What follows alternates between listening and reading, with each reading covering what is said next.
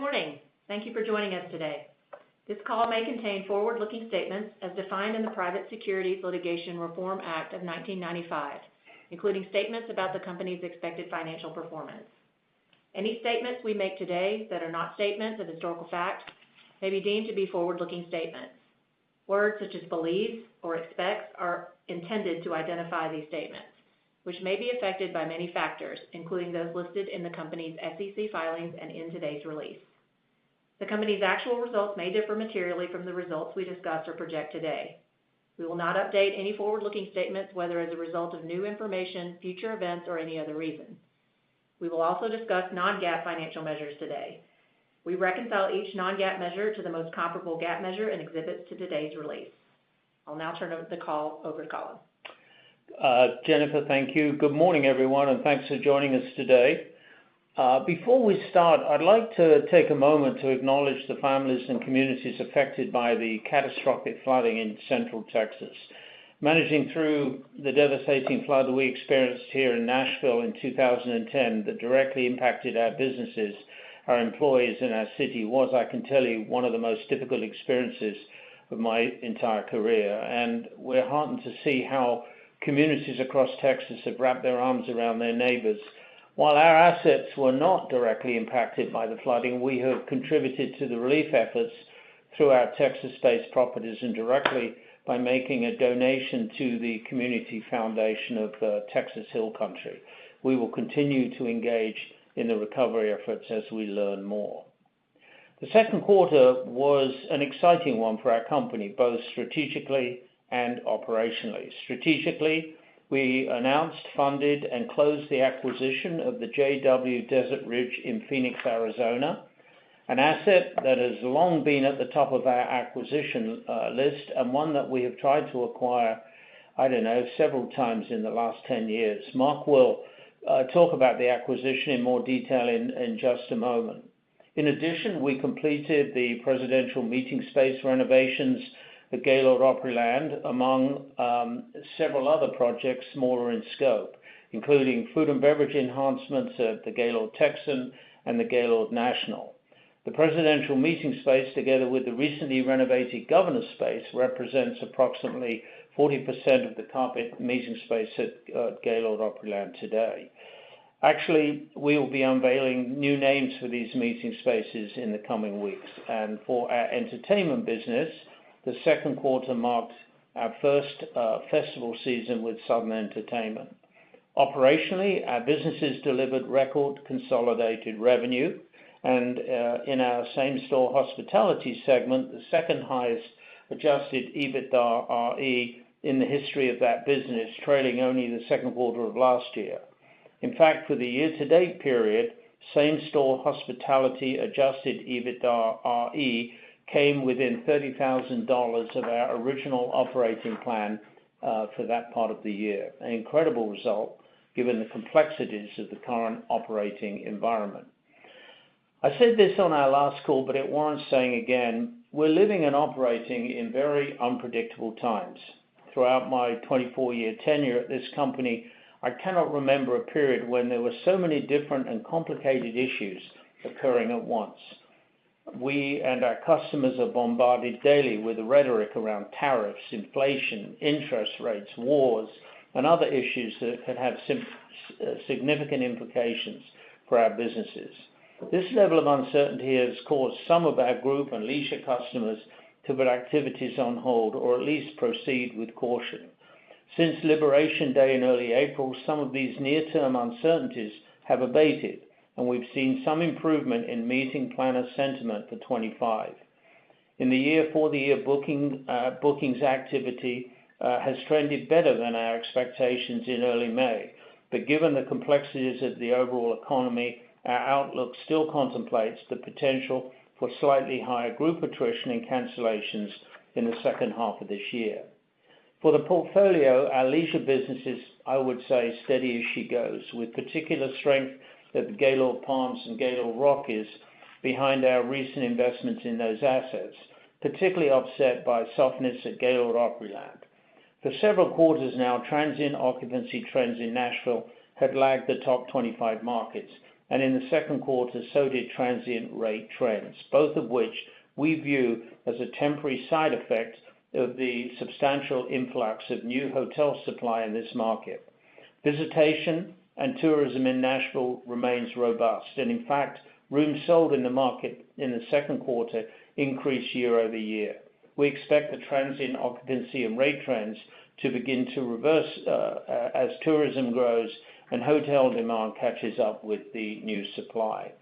Our entertainment business continues to perform well. Demand for live entertainment remains robust, and our recent capital investments in Cat 10, Block 21, Old Red Las Vegas are delivering strong results. Next month, the Opry heads to the Royal Albert Hall in London for its first ever international performance, which will also be broadcast in the UK. NBC will also be re-airing the televised Opry 100 special from earlier this year, and we've just announced that the Opry will have a special performance at Carnegie Hall in New York City in the first quarter of 26. As we had anticipated through the marketing investments we're making behind Opry 100, we're reaching more fans than ever. Now, before I hand over to Mark, I want to make one more comment. As a fairly large investor in this company, I'm of course very much interested in what's going on in the business on a daily basis. But my focus always has been on the long term. At our hotel business, which represents the lion's share of Ryman, our customers are making decisions 2 to 4 years out, and in some cases much longer. What's really important is how strong our relationship with these folks are. Do they trust us? Do they recognize the superior proposition we're putting before them? Are we growing our share of their business?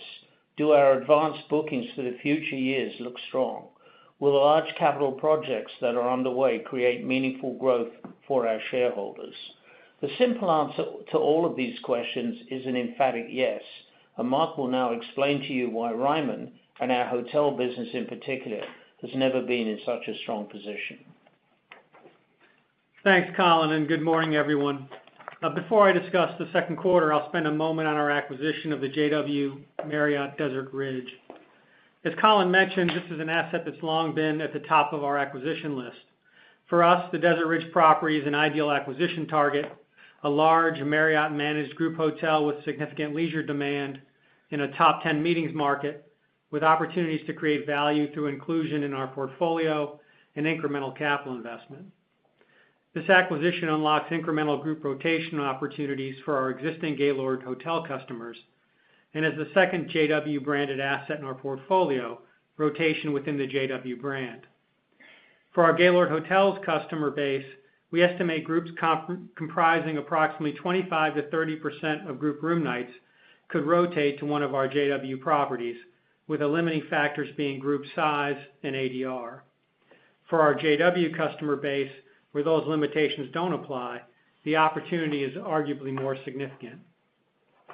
We estimate the overlap in meetings today between the Desert Ridge and the Hill Country properties is approximately 5%. Our 2023 acquisition of the JW Marriott Hill Country provides a repeatable playbook for integration and subsequent value creation, and with the benefit of that experience, we're moving quickly on Desert Ridge. We've already aligned the resources within Marriott dedicated to our portfolio, and our design and construction team is on the ground completing the meeting space renovations that were initiated prior to our purchase. In addition, we're pursuing a handful of capital-light, high-return enhancements to drive better yield, including converting approximately 5,000 square feet of vacant office space to sellable carpeted breakout space, and enhancing some of the event lawns to support the addition of our ICE programming for the 2026 holiday season. We expect many of these enhancements will be completed by the first quarter of 2026. Longer term, we believe the dynamics in the Phoenix-Scottsdale market will support a resort expansion, providing the ability to accommodate groups with over 1,000 room nights on peak, all under one roof. Today, the only larger hotel by room count in that market is the 1,000-room Sheraton, located in downtown Phoenix.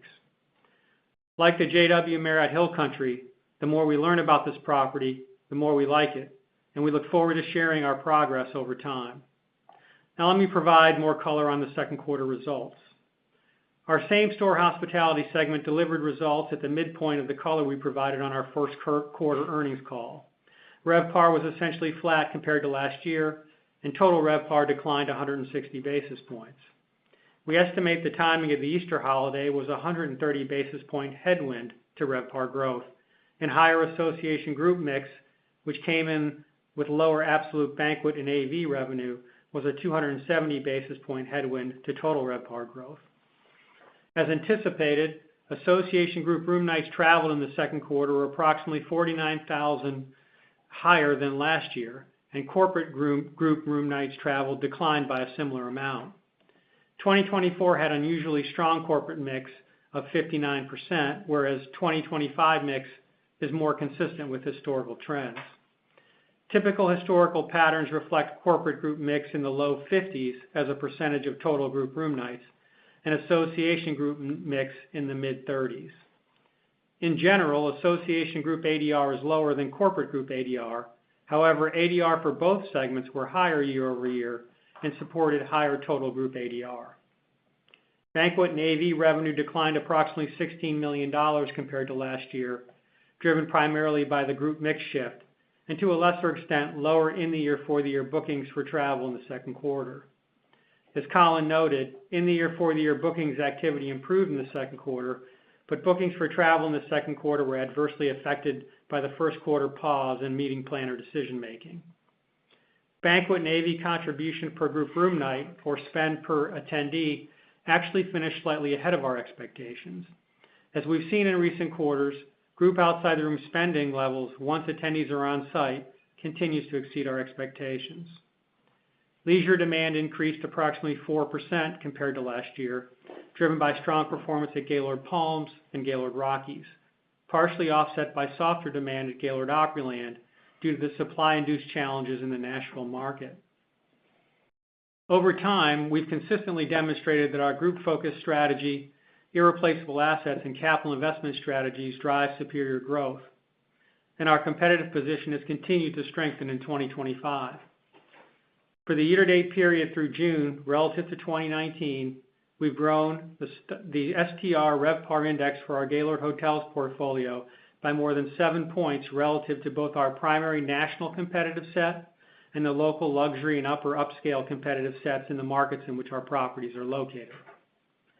Same-store hospitality segment adjusted EBITDA RE was $187 million, a decline of approximately $18 million year over year, but still the second highest quarter of all time.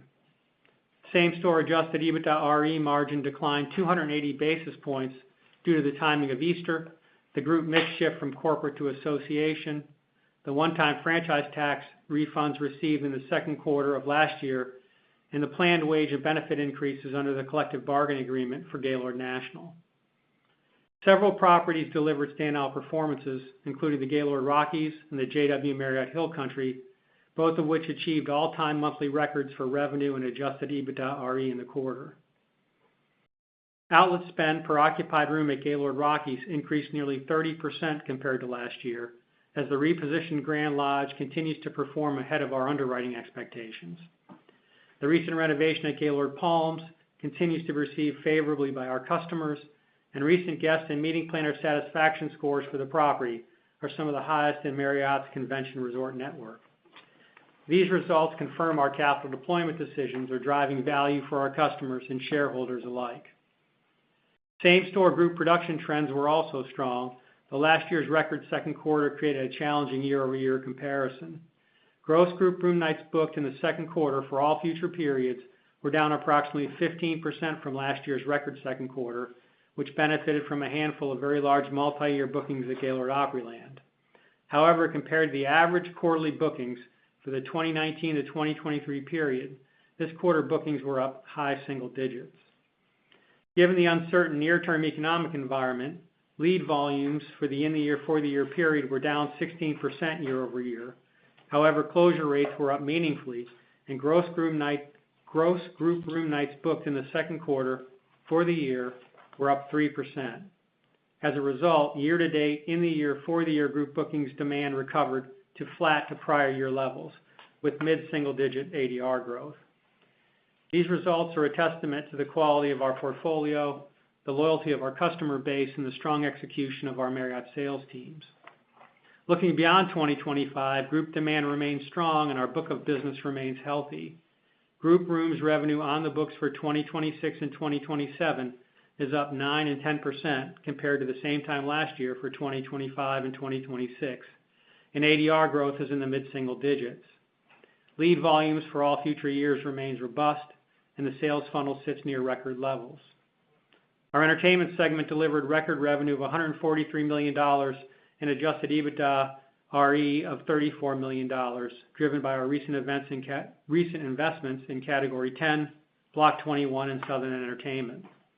Consistent with the color we provided on our first quarter call, entertainment adjusted EBITDA RE margin declined year over year, due primarily to our investment in Southern Entertainment, as well as the one-time franchise tax refunds received in the second quarter of last year. Seasonality for the Southern Entertainment business is heavily weighted to the second quarter due to the timing of their largest festivals, and this year some unfavorable weather conditions impacted festival attendance and margin performance in that business. We continue to be very bullish on the long-term potential of the festivals business, given its customer demographics, capital-light growth potential, and artist reach. Before I turn it over to Jennifer, let me provide some color on our expectations for the rest of the year. Recall in early May, we lowered RevPAR and total RevPAR growth guidance ranges for increased conservatism around near-term group behavior. While in the year for the year bookings activity has trended modestly better, we're maintaining our cautious outlook for higher group attrition and cancellations in the second half. In addition, the second half continues to present challenging year-over-year comparisons due to the unusually strong corporate mix in 2024. Market dynamics in Nashville for the transient segment are modestly softer than anticipated earlier this year. As Colin noted, transient demand in the market remains healthy. However, the significant influx of new hotel supply is pressuring room rates. While we continue to believe our hotels are well positioned in the market, we will revise our outlook to account for these dynamics. Outside of Nashville, our leisure business continues to perform in line with our expectations. Our entertainment business is well positioned for the second half with strong Opry 100 programming ahead of the Opry's birthday month in October, a strong show calendar for the Ryman, and continued momentum behind our recent investments. Taken together, our business is in a terrific position. We're pleased to have the first half largely in line with our original plan for the year. Along the way, we picked up a premier asset in the JW Marriott Desert Ridge that's been on our wish list for a long time, and we're nearly halfway through our multi-year capital program. And at the midpoint, our adjusted EBITDA RE guidance revision is less than 1% of full-year profitability. Now I'll turn it over to Jennifer to run through our guidance revisions and review our financial position. Thanks, Mark. Regarding our outlook for full year 2025, we adjusted our guidance ranges to include the acquisition of the JW Marriott Desert Ridge. For our period of ownership in 2025, we expect to generate adjusted EBITDA RE from Desert Ridge of $18 to $22 million, which reflects the normal seasonality of that business and some construction disruption related to the meeting space renovation currently underway. We also lowered the top end of our adjusted EBITDA RE guidance range for the same-store hospitality business, which lowered the midpoint for that by $5 million to $690 million. This primarily reflects the flow-through impact of incremental transient rate risk for our Nashville-based hotel properties. On a consolidated basis, we now expect adjusted EBITDA RE for the full year 2025 in the range of $767 to $813 million. Our revised guidance ranges for full-year AFFO and AFFO per fully diluted share incorporate the adjustments to adjusted EBITDA RE, as well as the financing activities we completed in the second quarter. We now expect AFFO for the year in the range of $505 to $546.5 million, and AFFO per fully diluted share in the range of $7.93 to $8.49. Let me also provide some additional color for how we expect the third and fourth quarters to play out. For the same-store hospitality business, in the third quarter, we anticipate RevPAR and total RevPAR to decline low to mid-single digits with lower adjusted EBITDA RE margin. In the fourth quarter, we expect those trends to reverse, driven by greater rooms availability at Gaylord Palms this year and easier comparisons in our leisure business. And we anticipate RevPAR and total RevPAR growth in the low to mid-single-digit range with adjusted EBITDAre margin expansion. On the contribution for JW Desert Ridge this year, the typical seasonality for the Desert Ridge results in approximately 40% of adjusted EBITDAre generated in the first quarter and approximately 30 to 35% of its annual profitability in the back half. Finally, in our entertainment business, due to typical seasonality, we expect stronger adjusted EBITDAre contribution in the fourth quarter than in the third quarter. Now turning to our balance sheet. We ended the first quarter with $421 million of unrestricted cash on hand and our revolving credit facilities both undrawn. Total available liquidity was approximately $1.2 billion, and we've retained an additional $30 million of restricted cash available for FF&E and other maintenance projects. During the quarter, we issued approximately 3 million shares and $625 million of senior unsecured notes to fund the acquisition of the JW Desert Ridge. The equity transaction represented the first marketed equity offering in the lodging REIT space since we last issued equity in 2023 to fund a portion of the Hill Country acquisition. Our current bond offering priced approximately 30 basis points better than the average yield for our credit ratings category. Additionally, and related to the JW Desert Ridge acquisition, we received a same-day credit ratings upgrade from S&P from B+ to BB-. We also defeased a $128 million Block 21 CMBS loan that was set to mature in January 2026 with an add-on to the existing OEG Term Loan B. As a result, at the end of the quarter, our pro forma net leverage ratio, based on total consolidated net debt to adjusted EBITDAre, assuming a full-year contribution of adjusted EBITDAre from the Desert Ridge, was 4.4 times. And finally, let me comment on our anticipated major cash outflows for the year. Regarding our outlook for capital expenditures in 2025, we are reiterating our expectations for $350 to $450 million for the year based on our latest construction timelines for projects currently underway. This also includes modest incremental capital investment at the Desert Ridge, which Mark touched on earlier. Regarding our dividend, it remains our intention to continue to pay 100% of our REIT taxable income through dividends. With that, operator, let's open it up for questions. Thank you. At this time, if you would like to ask a question, please press star 1 on your telephone keypad. You may remove yourself from the queue at any time by pressing star 2. Once again, that is star 1 to ask a question. We'll pause for just a moment to allow questions to queue. Thank you. Our first question will come from Ari Klein with BMO Capital Markets. Your line is open. Thanks. Maybe first, just on the lead volumes, I think they were down 16% year over year. Curious how that's trended since. Are you seeing kind of month-over-month improvement, and how you just expect that to play out the rest of the year?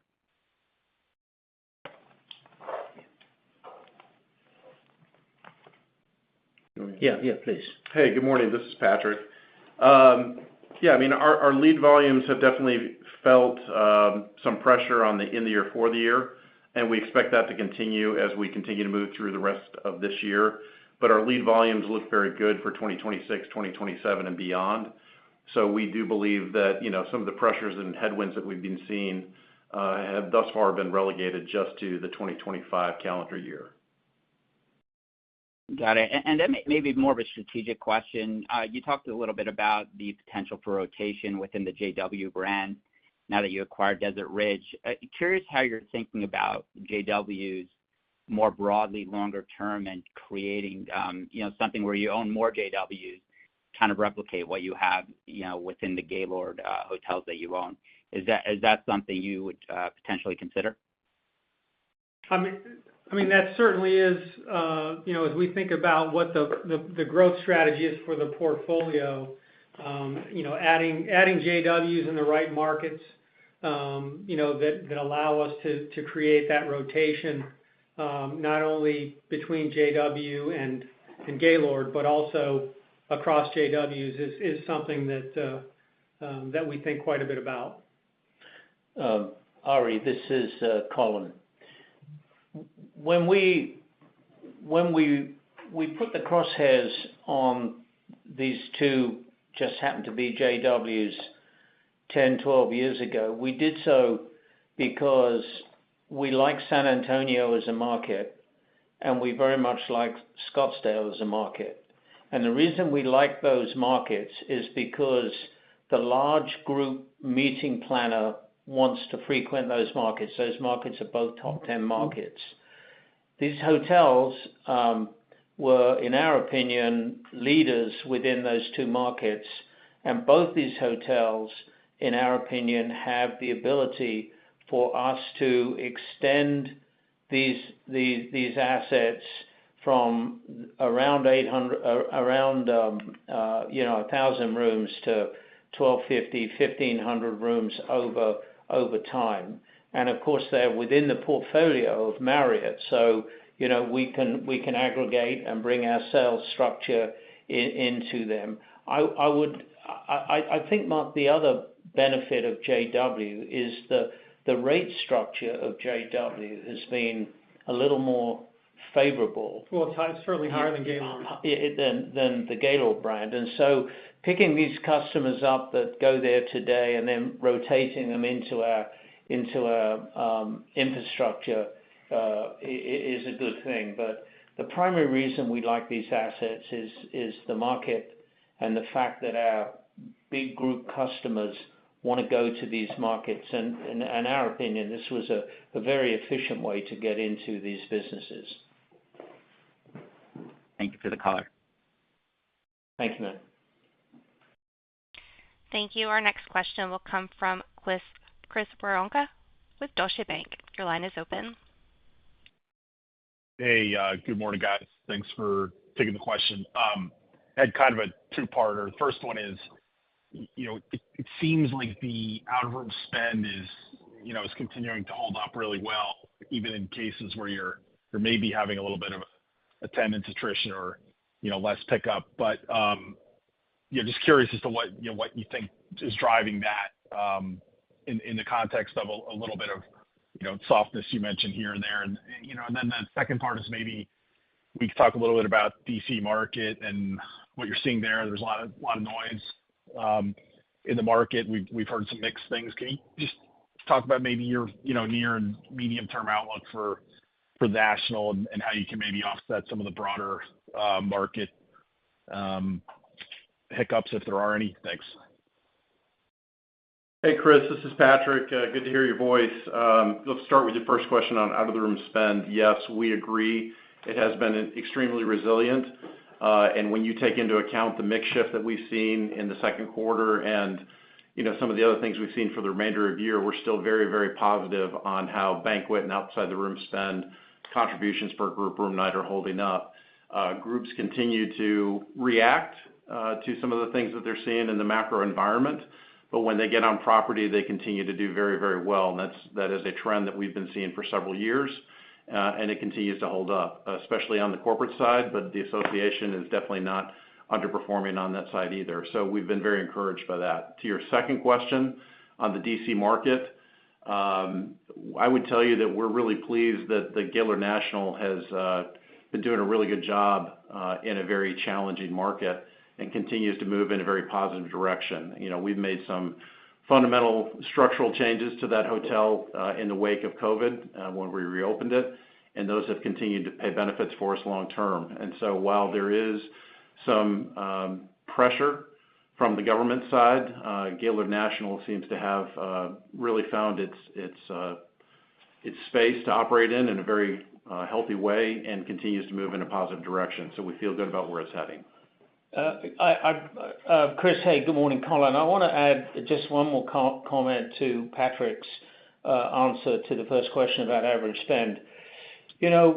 When you step back and you look at what is really going on within the economy of the United States of America, things aren't all that bad. Yeah, we had a rough first quarter for multiple reasons, but the second quarter GDP has just come out, 3% GDP growth. If you look at where the S&P 500 is trading, you look at where the market is trading, you look at underlying profits of corporations throughout this country, things are in pretty good shape. And so, our thesis is, if interest rates do come down, the big beautiful bill takes effect where organizations can invest in new infrastructure and claim 100% tax depreciation. Our view, as a company, is over the next 1, 2, 3 years, this economy should be pretty decent. And so I think that's one of the reasons why the average spend is holding up.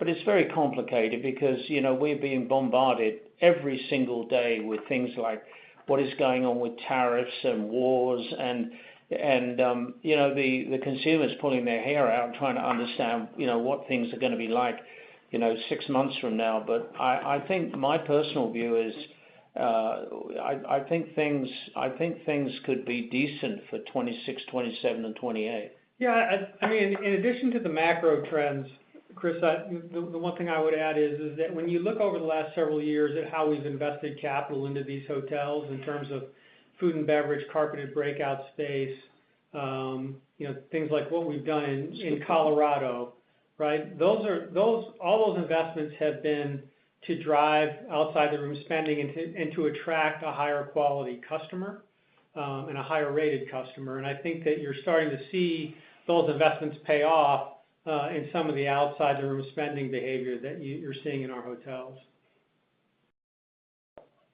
Okay. Well, very good. Appreciate all the perspectives, guys. Thanks. Thanks, Chris. Thank you. Our next question will come from Smedes Rose with Citi. Your line is open. Hi, thank you. I wanted to ask a little bit more about your expectations at the Gaylord Opryland. Does that property do more transient business, maybe relative to your other properties? Because I guess I was a little surprised to see that you brought down the guidance based on transient, given the emphasis on group across your properties. And just on the room supply pressure that you mentioned, I maybe haven't been paying attention closely enough, but I feel like room supply in Nashville has been, increasing fairly steadily for a long time now. And I'm just wondering why you think now you're starting to see the impact, whereas maybe you hadn't seen it as much in prior years. Shall I start? Sure. Okay, so let's step back a sec and understand what is going on here in the city, and then we'll get onto Opryland. There is a unique product that emanates from Nashville. It's called music, country music. There's not another city in America that has the infrastructure that we have here. This product has become global. Over the last 5 to 10 years, it has gone global. All these great artists that live here, play here, are now playing in cities all across the world. And this is generating tremendous amount of demand for the city of Nashville. In addition to that, you're right, we've seen over the last decade, I would suggest probably 15,000 new hotel rooms. There's not another city in America that's seen this supply. And we forget about Airbnb that didn't exist 10 years ago, now does. We've got about 7,000 of those babies in this town. But on the other hand, when you look at the demand generators, the things that are underway in this city, things like this brand new stadium, and we call it the Titan Stadium, but it's a dome stadium similar to the stadium in Las Vegas. And this stadium will, I suspect, do 25 to 50 new big concerts a year, playing in front of 70,000 people. This stadium almost certainly over the course of the next few years will attract a Super Bowl, will attract a Final Four, has in fact recently signed WWE to come here, which was, quite frankly, when it was in Vegas a year ago, was one of the biggest demand generators for that city. We have massive development going on the East Bank with new demand generators being built there. We have the Bridgestone Arena downtown Nashville that the current owner of is a guy called Bill Haslam, the ex-governor of the state, owns the Predators, has very, very, very exciting plans for the expansion of that. I look out of my office window here, I see cranes everywhere. We have relocations coming into Nashville, the likes of which, we haven't seen before. We have Oracle bringing their world headquarters here over a period of time, $4 billion relocation. The city is in an extraordinarily unique position. Now, Opryland, we talk about it and we take it for granted, 2,880 rooms. This hotel, when Mark and I got here, 20 plus years ago, did $40 million of EBITDA. That baby this year, is going to push just under 200 million of EBITDA. This is the most relevant convention resort in America. And we have added, as you all know, things like sound waves because of the incredible amount of influx that we've seen from a tourism perspective. Yeah, this hotel does more tourism business than the rest of our hotels, than any of the other hotels. But it's simply because we've got far more rooms and 30% of its business is leisure. So leisure is going to continue to grow in this market. And by the way, I didn't mention what has happened at the airport. There's not another airport in America that's had two major expansions in the last decade. There's not another airport in America that when you speak to the CEO of the airport, good guy, Doug Krul, who runs it, and you ask him, you've just put a new whole series of gates in, and he will tell you that we're 30 gates short today. We're 30 gates short of what the demand for airlines flying to this town will be. So our thesis for Nashville, I know this is a long-winded answer, Smedes, to a very simple question. Our thesis for this market is because of this unique product and the desire for consumers to touch it and feel it, that we're going to continue to see growth in this market big time, I think, over the next 10 years. Oh, and by the way, I forgot one other thing. On Monday of this week, last week, the Boring Company, which is Musk's company that digs tunnels, this is the second city that they have selected to come to.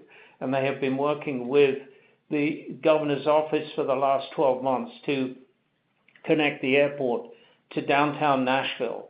And we met with them, and we would obviously like them to connect it through Opryland.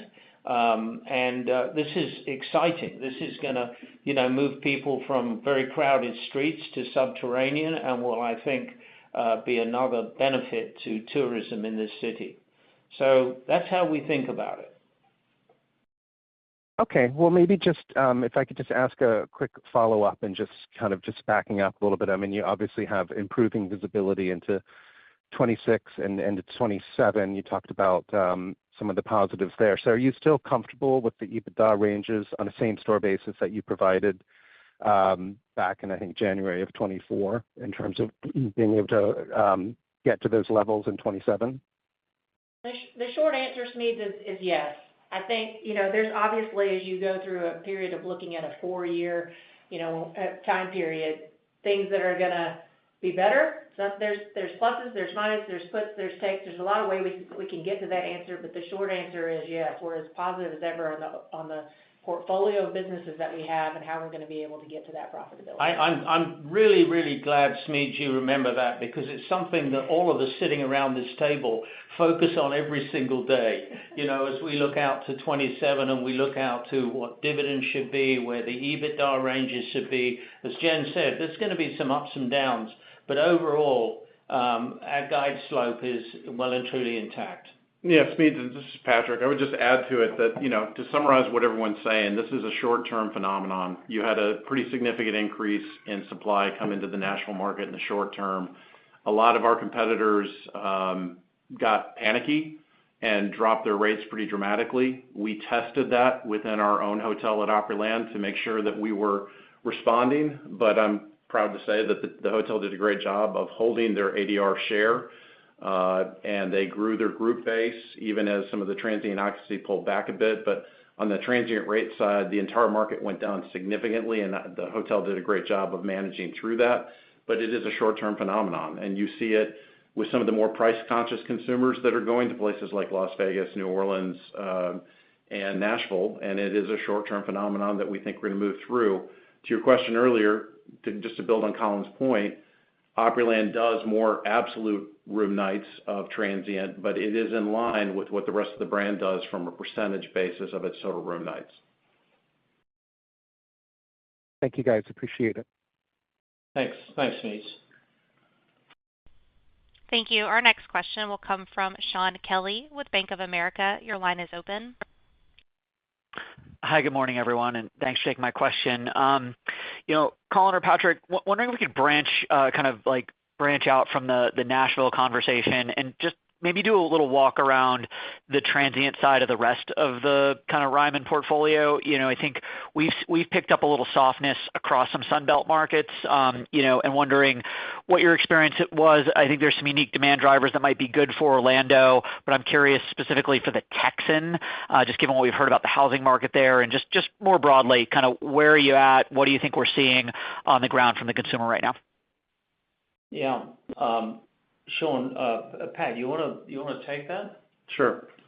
Yeah, let me lead with what's going on in Orlando. Everyone's been watching very closely to see what Epic Universe at the opening of that park would do, and it's been a very positive catalyst for the entire market. So we see Palms and the entire Orlando market continuing to move in a very positive direction on the transient side. Gaylord Rockies has really hit the ground running and has found its sweet spot this year and last year, and continues to perform really, really well, both on the group side as well as the transient side. And our investments at that property obviously are paying significant dividends, both on both sides of the segmentation of group and transient. So we're feeling really good about where Rockies is headed. Hill Country in the short term was impacted by the rainfall and some of the issues in that region. But again, we think that's a short-term issue, and the hotel, when the weather has been very good, the hotel has performed very well. And so we don't see any kind of systemic issue from a transient perspective there. It's just really more related to what happened on the rainfall side. At Gaylord National, that's a house that leans heavier towards group and continues to do very well, even though there are some headwinds, as I mentioned earlier. On the transient side, it's pretty much steady as she goes.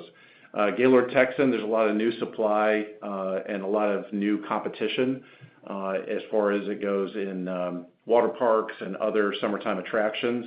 But we continue to invest long-term into that market and into that hotel and feel that it is well-positioned for the future. We tried Universal Light with DC Comics at that hotel this summer. It was very well executed, and it was a concept that we just wanted to pilot and see how it did. It didn't resonate quite as much as we had hoped, but we continue to feel that the transient picture there is in really solid shape and moving in a good direction. We're a little disruption there too with the room refurb, though, right? Yeah, that's right. In the short term, we have some renovation disruption that will mostly manifest on the transient side. But again, long term, that market's heading in a great place. And that hotel will continue to get investments to make sure it stays at the forefront of that. But steady as she goes, right, Patrick? Yep. Yeah, Thank you very much. Thanks, Sean. Thank you. Our next question will come from Duane Pfennigwerth with Evercore ISI. Your line is open. Hey, thank you. So as your future bookings improve, recover, what would you expect? When would you expect your corporate versus association mix to normalize? How long do you think we'll be in this higher association mix mode for group? Yeah, it goes from year to year. As it stands right now, we're on the books for 2026, shows a higher corporate mix. And so, we knew we were going into 25 with a higher mix on the association side. That reverses and goes back in the other direction in 26. Thanks. That's helpful. And then just on cancellations, I wonder if you could put a finer point on how that has evolved since this initial shock period of March, April.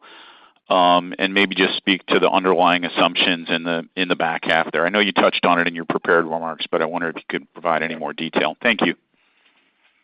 Sure. Most of the cancellations that we saw were in reaction to some of the tariff issues and macro concerns. And so that was more of the elevation that we saw in the first quarter. The second quarter, if you look at a 3-year average, really is in line with what we've seen. So a little bit more in the first quarter. We've seen groups, not so much on the cancellation front, but just modifying their blocks and maybe showing up with fewer folks than they originally anticipated. That really is going to manifest mostly in the third quarter. But we feel like we're going to move in a positive direction. And as Colin mentioned, this next 6 to 9 months could be a very positive period for the hotels. So some short-term issues, we saw some of that manifest in the third quarter. The cancellations are a little bit higher in the first quarter, but, no long-term issues from what we can see. Most of that cancellation activity is around government and consultant. A lot of the large consultants that had significant government contracts that were, canceled as a part of DOGE. Yeah, absolutely. Helpful. Thank you. Thanks, Ryan. Thank you. Our next question will come from Cooper Clark with Wells Fargo. Your line is open. Great. Thanks for taking the question. I wanted to touch on OEG. Could you just talk about the contribution from Southern Entertainment in Q2 and how we should be thinking about the seasonality of OEG going forward? Also, any color on farther investments, timing around the spin, and just the general health of the entertainment consumer would also be great. Thank you. Well, I can kick this off and then let Patrick Moore kind of fill in on additional details on that. In terms of the OEG contribution for Southern Entertainment, we don't really give out separate. Dissect, yeah. Yeah, by business within OEG, just given its relative significance of the overall portfolio. But certainly this is a business that we fully consolidate. So, the revenue changes year over year, certainly in the second quarter, reflect the fact that the Southern Entertainment business is seasonally weighted pretty much entirely to the second quarter. There's a few puts and takes compared to the second quarter last year as well. That also keep in mind outside of Southern Entertainment, primarily the franchise tax on the expense side. So we can certainly help you reconcile some of those amounts. But again, we don't necessarily call out specific numbers on the individual business contribution within OEG. Right. I think to the broader point about, the festivals business, Patrick, we can talk about why and how we see it being a positive contributor. Yeah, to Jen's point, this is Patrick. We are very bullish about the festival segment as a market that we recently entered. Similarly to the amphitheater that we just won the contract for in downtown Nashville. Both of those are market segments from an entertainment standpoint that we did not participate in before this year. So we're super bullish on both of those opportunities, providing us more surface area for the Opry Entertainment Group business to grow. And to Jen's point, it's more seasonal, just given the sort of summertime nature of those two business segments. Separately, from an entertainment and a live entertainment perspective at a more macro level, we're very excited about what's happening in a live entertainment space, and it continues to be a very robust demand for that. When you think about through-cycle demand for live entertainment and what people spend their time and their money on, live entertainment tends to be very, very stable relative to some other business segments in the world.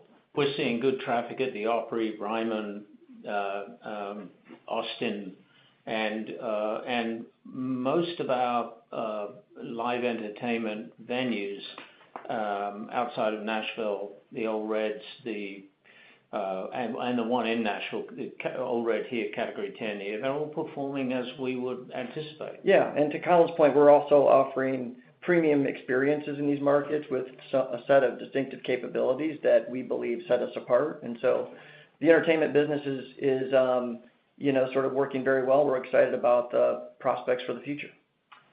Yeah, and hopefully we'll have some more to talk about on the entertainment business here over the next couple of months. We've got a lot of things we're working on, and it's all pretty exciting. Great, thank you. And just a quick follow-up on Desert Ridge. Curious if expectations have shifted at all since the closing of the acquisition, and if you still expect that acquisition to be accretive to FY26 results? Our expectations haven't changed. We do anticipate it being accretive. I know that there was some questions about, kind of the back half and timing, and it really comes down to the seasonality of that market and that business. They produce about 40% of their EBITDA in the first quarter. And obviously with us picking it up in June, we missed that. We missed the sweet spot of the year, but, that couldn't be helped. But we didn't buy it for. We didn't buy it for 3 months. That's right. No, I mean, this is a great market and a great asset, and it's got a really good management team in place. And in my conversations with Patrick and Mark, these guys, Patrick has spent a lot of time at this hotel over the last 12 months, and particularly since we've acquired it. And Patrick, I don't want to put words in your mouth, but I think you're delighted with what we're unearthing there and the opportunities. Yeah, we're encouraged. We think there's lots of upside, and we're continuing to pursue it. And I think what we can do on the ICE and holiday programming front is a really, really solid contribution to the market. And there's a lot of low-hanging fruit that doesn't require a ton of capital. So that is nirvana for us. Great. Thank you. Thank you. One more call? How many do we have in the queue, do you know? We currently have 4 other callers in the queue at this time. Okay. Well, our next caller? Okay. Well, Katie, thank you. If there are no other... There's four in the call. No, sorry, Mark. Go ahead, Katie. Thank you. Our next caller will come from Dan Pulitzer with J.P. Morgan. Your line is open. Hey, good morning, everyone, and thanks for taking my question. This is a high-level one. Mark, Colin, last quarter we sat here, and I think it was early May, you guys said, with a tweet, things could change dramatically. As we sit here 3 months later, and I guess arguably we got that tweet, though probably a few others along the way. How do you think about your business and the level of uncertainty in this environment versus 3 months ago? And how do we reconcile that with what's changed in terms of lead volumes and maybe as you look to group and leisure ex-Nashville, how are you kind of reconciling the kind of outlook now versus 3 months ago? Yeah. Dan, I probably shouldn't talk about this on the call, but we have our board meeting tomorrow, starting tomorrow afternoon and Thursday at our hotel in Aurora. And one of the speakers we have is your head economist for J.P. Morgan that is coming in to talk to our board and our management about the backdrop that we are operating in. And I wanted him to come in and do this because there's a lot of balls in the air right now. When we were operating in May, we had the promise of the big beautiful bill and some of these certainties around tax being discussed, but the bill hadn't passed. It now has. We haven't moved interest rates down. There's more clarity around the impact of tariffs, although that thing changes almost daily. But I think my sense, and I don't want to talk for Mark, but he can do it himself, is that we could find our economy through the rest of this year looking pretty decent, and I think there will be a lot more capital investment into the economy of the United States of America. I think there will be more certainty around the issue of tariffs and the impact that will have on businesses. And my personal view is I'm an optimist about the next 12 to 24 months, and I sit on the board of a fairly large regional bank, and the activity in banking is not negative. It's decent. So I we spend a lot of our time because we've got a lot of capital plans, not just underway, but plans, that we're looking to do, expanding things like Colorado, expanding Hill Country, Desert Ridge assets that we have purchased. And so this question that you ask is something that's top of mind for us in terms of the economic well-being of this country and what is likely to happen. But right now, I think I'm a little bit more optimistic than I certainly was in May. We had a conversation last night on just this subject, and I think you normally are the half-empty guy. You were surprised I was optimistic. Yeah, exactly. Look, you still wake up every day and don't know what could happen, and what could get tweeted. But I would argue that the economy's been fairly resilient. The consumer's been fairly resilient, particularly at the higher end. Rates will come in eventually. That should be a tailwind.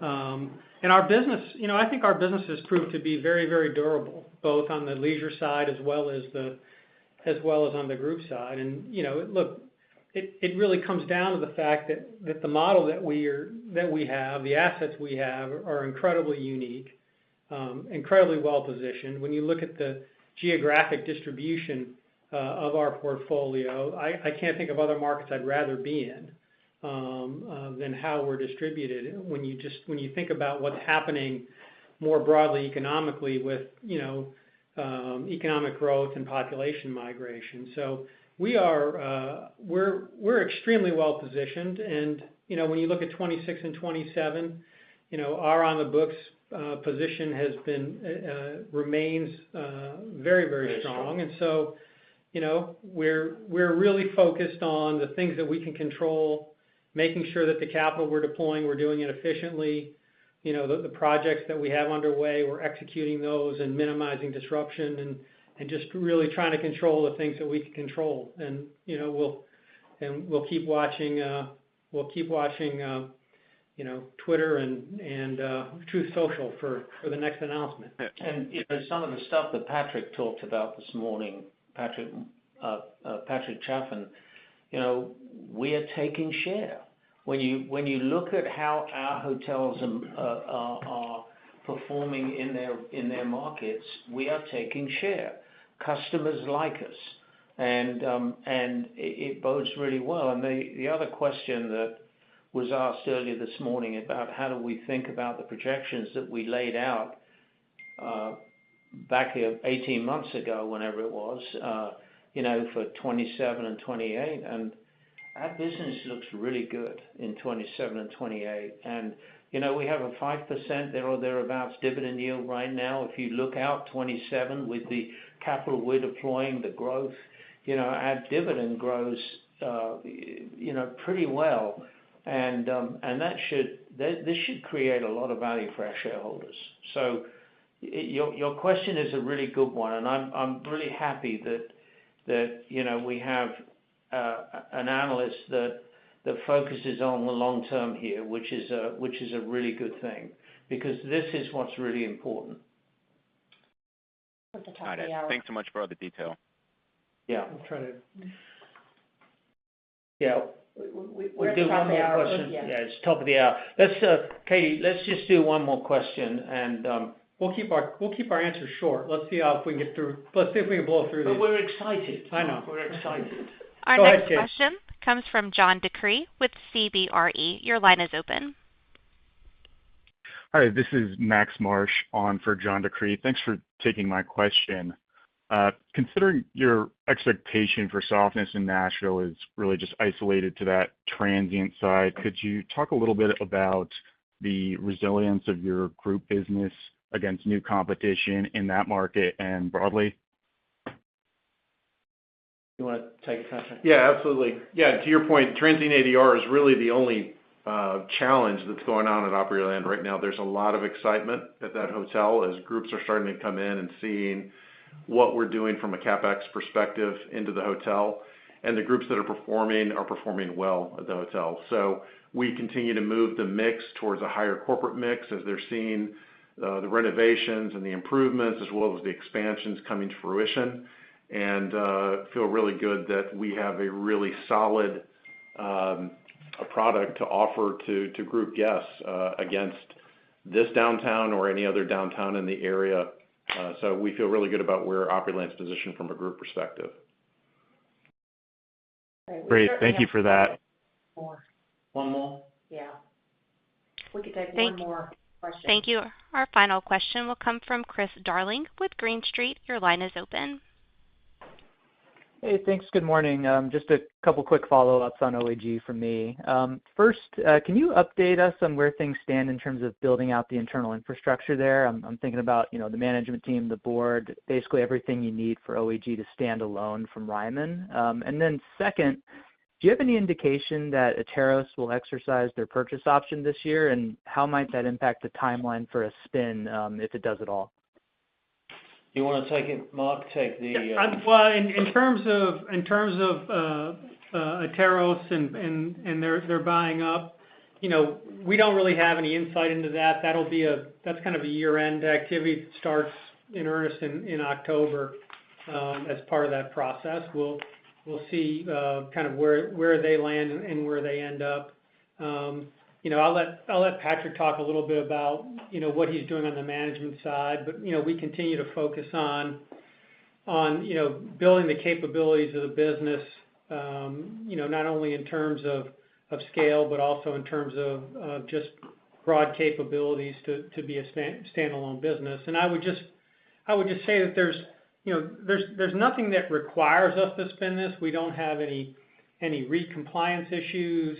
We're really in the driver's seat in terms of determining, when is the appropriate time to separate this business, and it's really on an eye of creating greater shareholder value. So that's really the end game here. Yeah, and from an organizational standpoint, I think about it in really three ways: leadership, capacity, and then capability and expertise. So from a leadership standpoint, which also adds that capacity and capability, we've added in the last year a new chief operating officer, recently added a new chief marketing officer, and we've added some important capabilities in pricing and dynamic pricing, as well as food and beverage, and most recently in the festival and amphitheater space. So really excited about the ability to not only scale up the business on the top line and drive the growth of both the top and bottom, but scale the organization in a way that's differentiated relative to a lot of other entertainment companies. And we're now very sizable relative to the marketplace.